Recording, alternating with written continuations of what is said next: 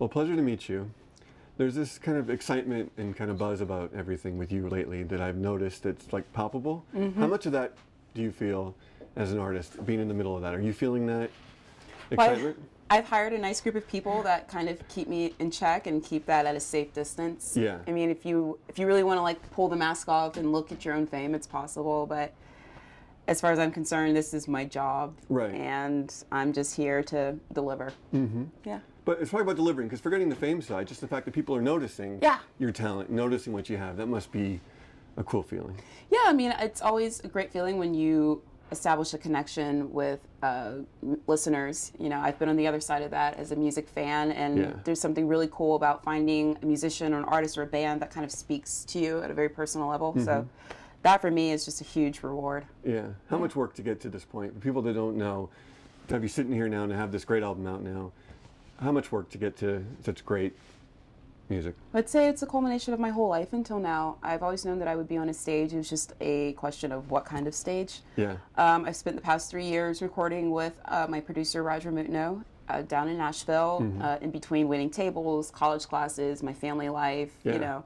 It's just been something that I've just been quietly building and working with a great team of artists and musicians, and I think it's just all culminated to the release of my album. When did you know this was the life for you, the creative life, the artistic life? Was it something you felt early on? Absolutely. I sang in the choir as a little girl.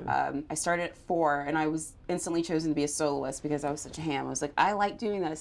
So I've always known that I wanted to be a performer. I studied ballet and modern dance in high school in South Carolina.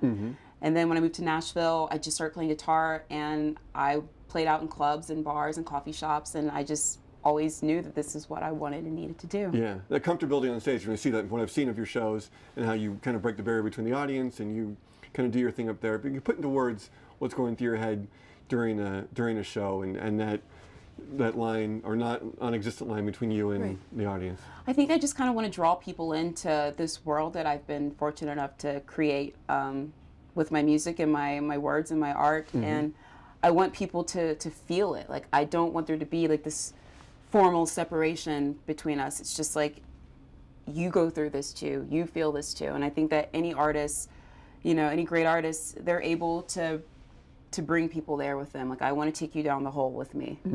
Talk about the hole and where you go with your music and the themes and stuff like that. People that are trying to figure out what you're saying and where it's from, and you can kind of put into words thematically what people can expect from this album, the people that haven't heard it yet. Well, I think it's you know, I wrote this album as a dedication to my 20s, and it's a time in a young woman's life where you're not very sure of yourself, where you're finding your footing and your place in the world. And, you know, it's full of moments where there's things I wish I could have said to like a boss or boyfriend or telling someone off, but I was too shy. And so, like, after the fact, I'm just like, this is what I should have said, and this is what I felt. And so that's the hole that I go down, is kind of just like opening up my inner life to people and letting them see, like, we're not that different. Like, that's what I want to establish with my art. Yeah. How much is that for you when you're recording and when you're writing, and then how much of that are you thinking about your audience as you're creating that art? Because there's always I always find that line very interesting when talking to people.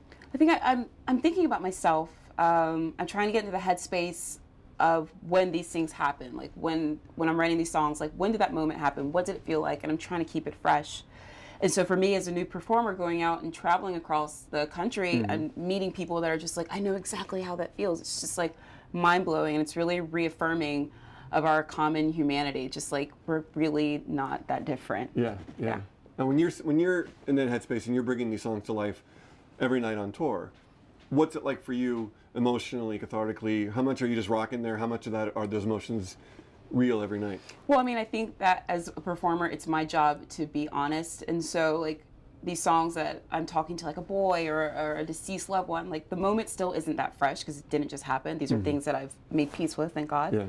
But I have to go back there. Like, I have to really ask myself, like, well, where were you at? And I think that comes through. Like, I get lost in time when I'm on stage, and I feel like in our culture now, like, everybody wants to be so brand ready and image conscious, and you're just like, am I talking to a real human now? Like, who are you? And so I want to, like, let all of that go and just reenact these moments for people so they can feel hopefully a little more comfortable with themselves. And when you're done with the show, when you put your all into a show, what do you hope to be feeling? What are you feeling when that show's done? You come back up here, you're backstage. What usually goes through your head? I mean, I kind of just feel like I ran a marathon. Like I feel like my slate's been wiped clean. Yeah. Honestly, like it all just boils up and manifests and spills over, and then I'm just left kind of just drained. But it's an amazing feeling. I know when I feel like that I did a good job. Yeah. And what do you hope people take away from this? So people that might not be familiar with your music, they might stumble in, or might,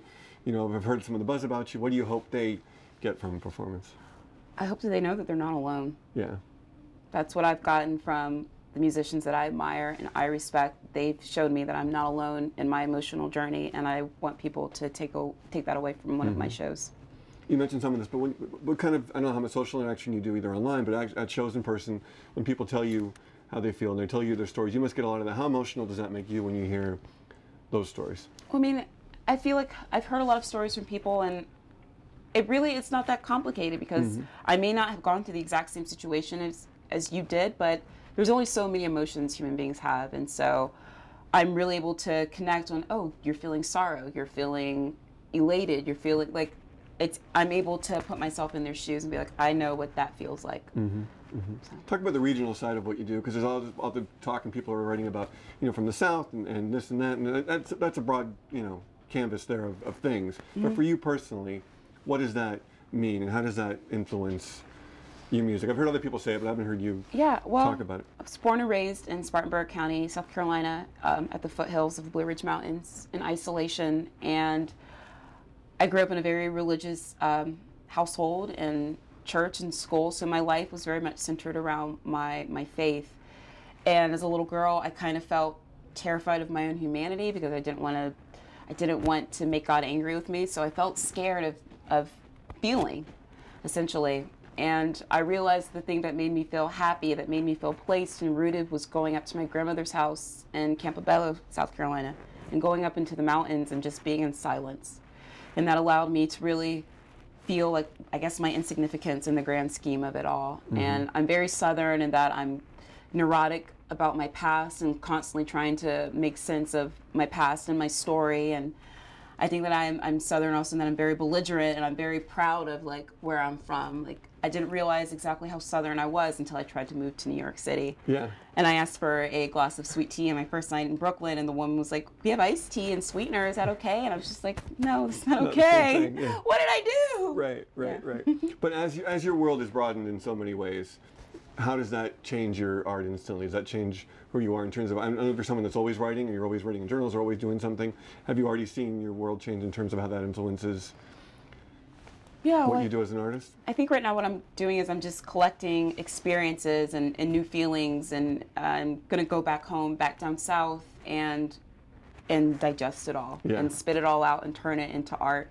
Right now, like when you're on tour and you're living in a van with 5 other people, it's kind of just like you're just trying to get through the day. And so when I get home and I have a little bit of time to just stretch out in my apartment and think about everything, I think it's going to be like a treasure trove of like inspiration. Yeah.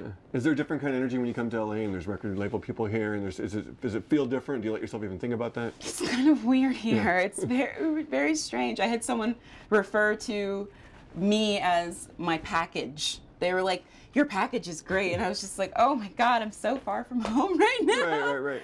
I try and take it all with a grain of salt, and I try and embrace the absurdity of my career, because it's very strange. Right.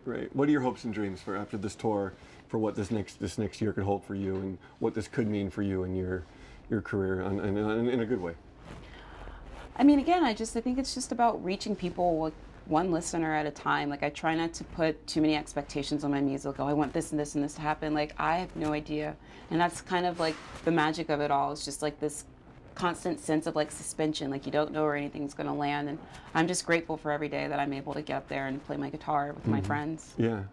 Certain opportunities you look forward to, certain people you'd love to meet or play with, that opportunities could arise now, if you had to name anyone, or?